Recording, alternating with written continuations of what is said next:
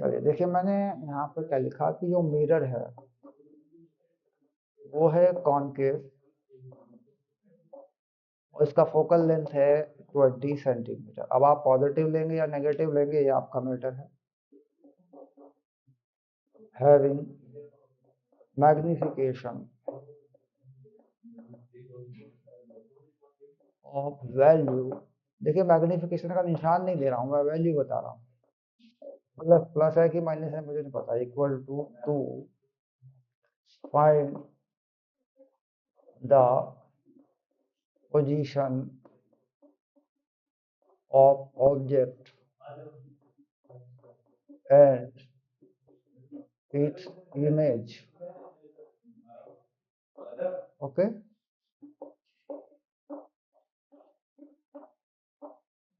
Number 2,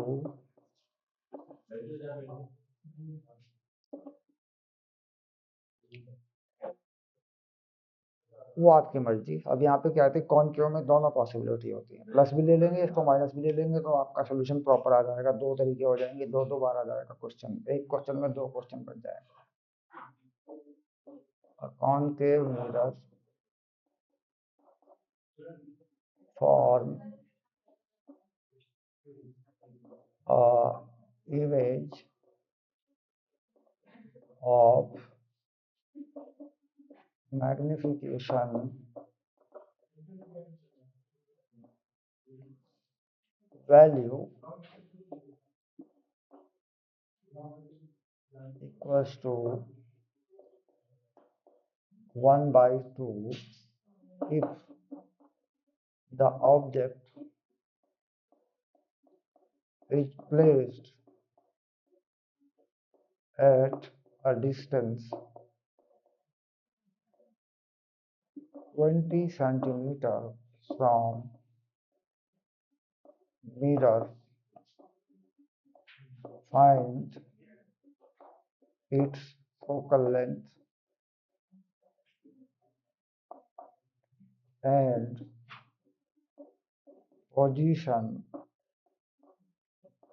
of image. Also draw the ray diagram। हो गया? शाबाश। चलिए दूसरे नंबर पे फोटो भेज दीजिएगा।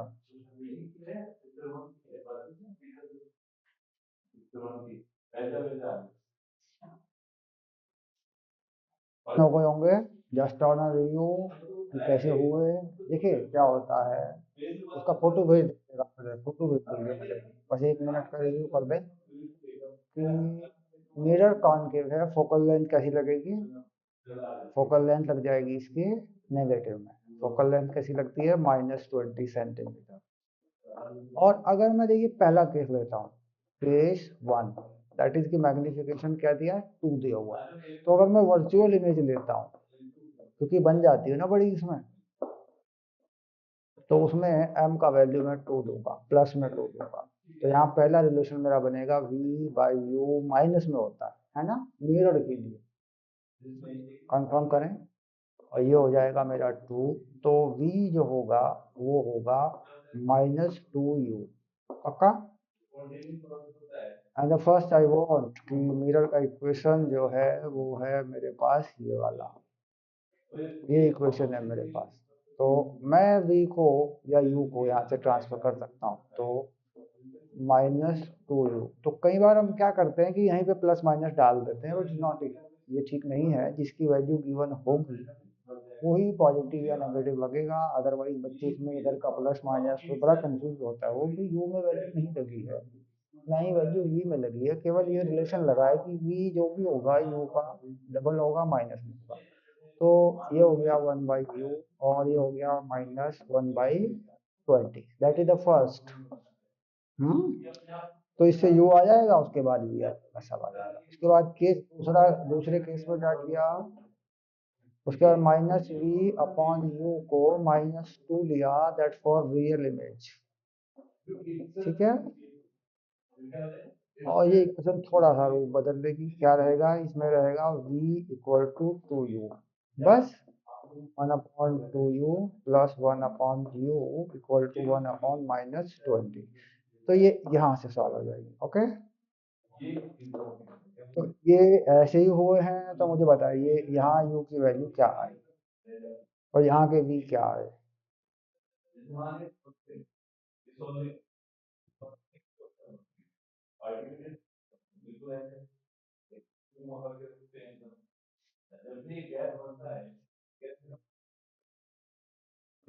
और u की वैल्यू 2 माइनस में 10 आई होगी यहाँ से, -10 v प्लस का 20। Very good. यहाँ पे चेक करिए u और v क्या है।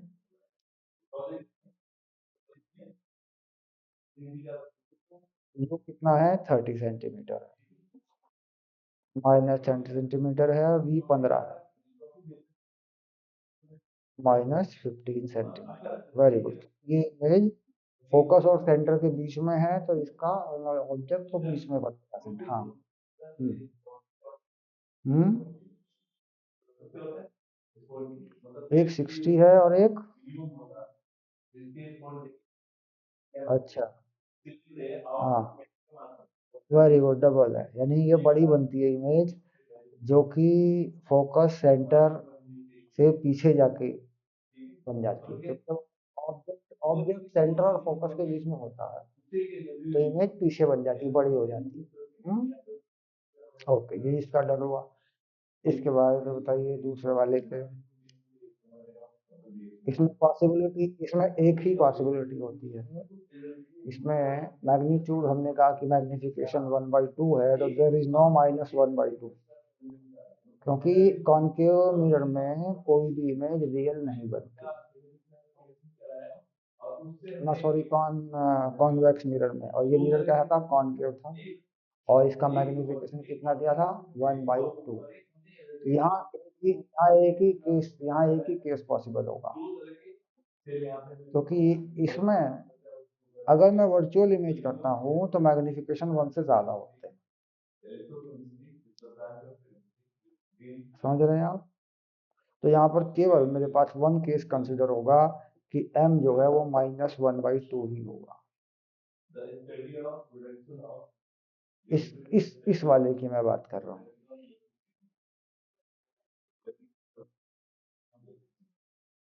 नहीं बनता, क्योंकि कॉनकेव में वर्चुअल इमेज छोटी बनती नहीं है। 1/2 बनने का मतलब है कि इमेज ऑब्जेक्ट से छोटी है, और छोटी इमेज बनती है तब जब ऑब्जेक्ट जो है वो उधर रखा होता है, उधर इधर फोकस और इसके सेंटर से पीछे कहीं कहीं होता है, तब ऐसा होता है, ठीक है, क्योंकि वो बीच में बन जाया करती है, ठीक है। तो यहाँ पर ये हुआ -v/2, तो बड़ी सिंपल हो गया कि ये चीज होती है, तो v जो है वो आ गया u/2।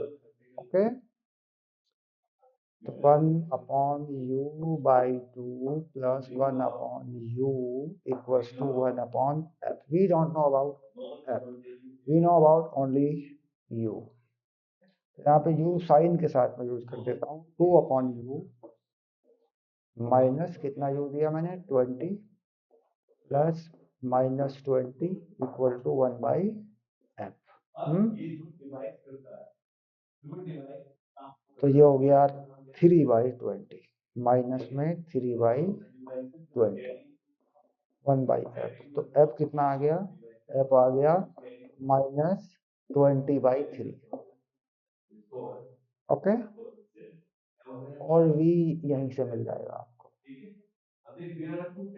v मिलेगा आपको u/2। u कितना दिया था मैंने, 20, -20 डाल देंगे तो v मिल जाएगा -10।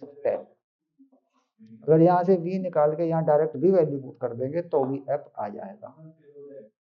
एंड द रे डायग्राम ऑफ दिस वन, तो ये दोनों वैल्यू ठीक आई थी। मेरे डायग्राम बस मैं 1 मिनट में बना दूंगा, तो वही चेक हो जाएगा, जब मैं खड़ा हूँ तो फिर कोई बात ही नहीं। ऐसे क्वेश्चन नहीं थे कि हाँ, तो इसका रे डायग्राम कैसा, ये कुछ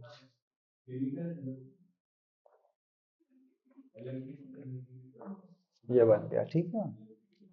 तो इमेज आ गई है, हाँ? और एक क्या हुआ, एक कितना आया था ये यूज का 20 था और वो 10 था। फोकल लेंथ कितना था, 20/3 था। तो 20/3 पे नोटिस करते हैं, मान लो यहाँ पे 20 है तो 20/3 ये ऐसी चीज हो जाती है। ये 20 है तो ये 20/3 वाली बात हो जाती है ना। ऐसे ये सब माइनस के नंबर है। यहाँ पर रखा था ऑब्जेक्ट, हम्म, यहाँ फोकस था, तो ये लाइन ऐसे जाती है, यहाँ पास हो जाती है। तो सेंटर फोकस का डबल था तो ये लाइन ऐसे जाया करती है।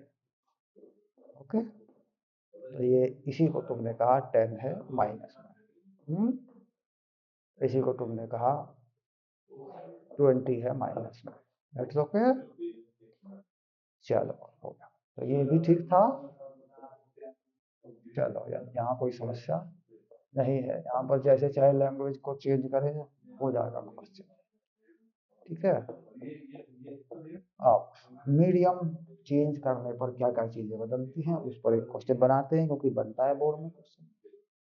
ओके, शाबाश, मीडियम चेंज करने पर क्या क्या चीजें बदलती हैं।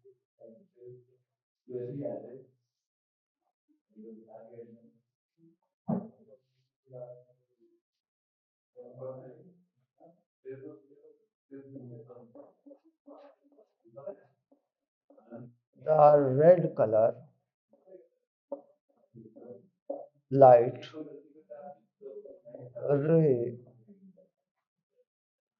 having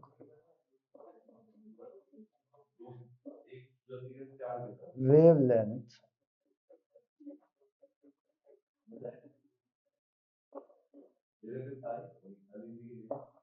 8000 angstrom, 1 angstrom 10 raised to power minus 10 meter enter in glass of refractive index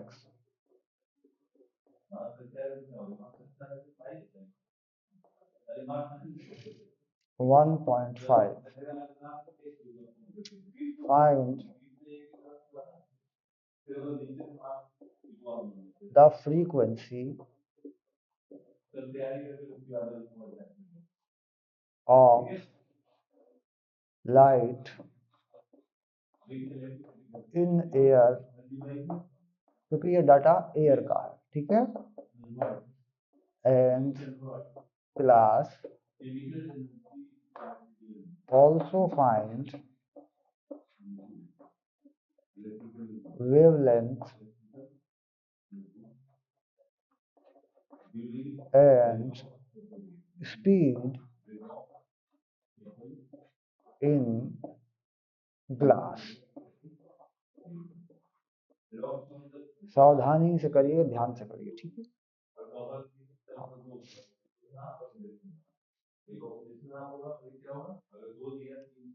हाँ, तो हम क्या मान के चलते हैं कि स्पीड ऑफ लाइट अगर किसी मीडियम में नहीं है,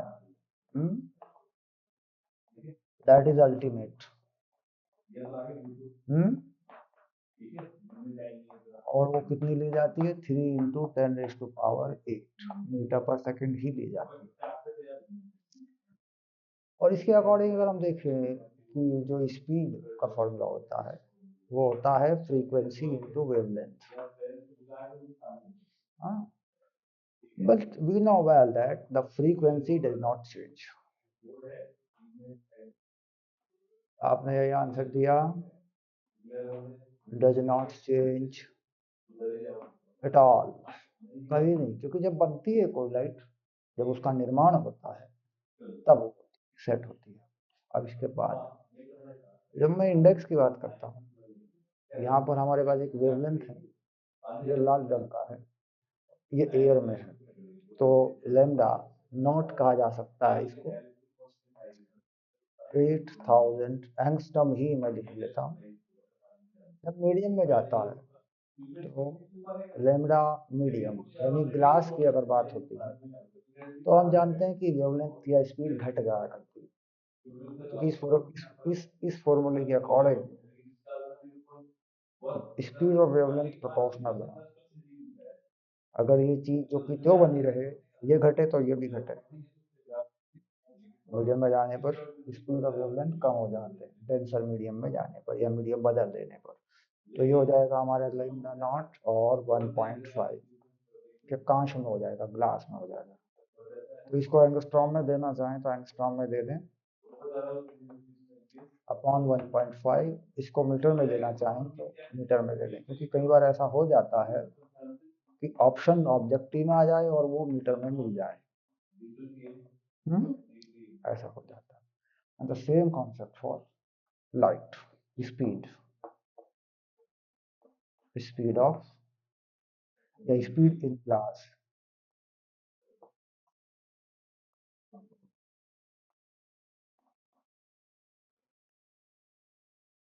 इंडेक्स क्योंकि ये जो स्पीड पर लगता है फंडा, वो इंडेक्स पर भी लगता है। ये वाली चीज होती है भाई। स्पीड अगर चेंज होगी तो वेवलेंथ भी चेंज होगी, क्योंकि फ्रीक्वेंसी तो चेंज नहीं होगी ना। तो स्पीड फ्री स्पेस में कितनी मानी जाती है या एयर में, और इंडेक्स कितना है ये। तो कितनी स्पीड आ गई, मीटर पर सेकेंड। देखिए ये चीज अगर चेंज हुई है तो ये भी चेंज हुई है, but the frequency is not changing.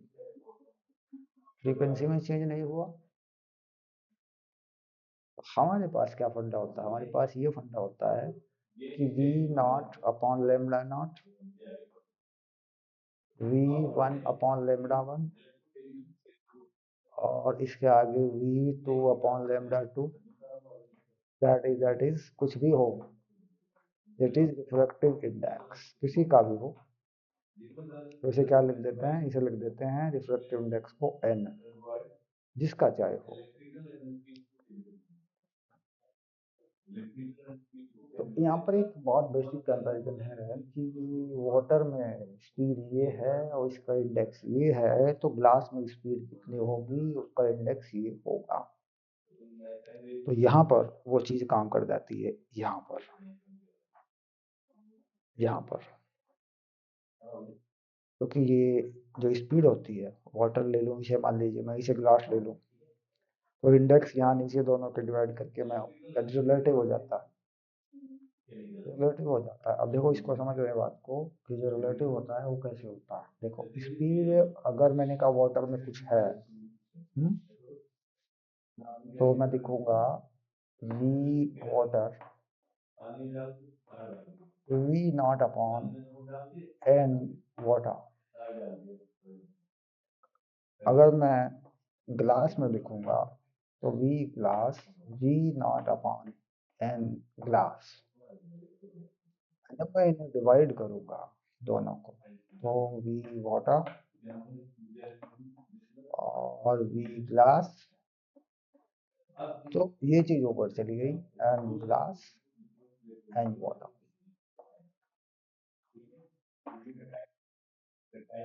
वो स्पीड फ्री फ्री स्पेस वाली स्पीड, उसी के रिलेटिव में वैल्यू निकल जाया करती है। The same is on wavelength. Lambda water, lambda glass, and glass and water. हम्म? जैसे स्पीड पे होता है चीज, वैसे ही भी हो जाया करता। तो अगली क्लास भी लाइट पे ही रखेंगे और लेंस को डिस्कस करेंगे, ठीक है। और अगली क्लास भी लाइट पे रखेंगे और लेंस को डिस्कस करेंगे, ठीक है। नो प्रॉब्लम, छोड़ दो, क्लास हो गया, कोई बात नहीं, बहुत हो जाए क्वेश्चन की तरह।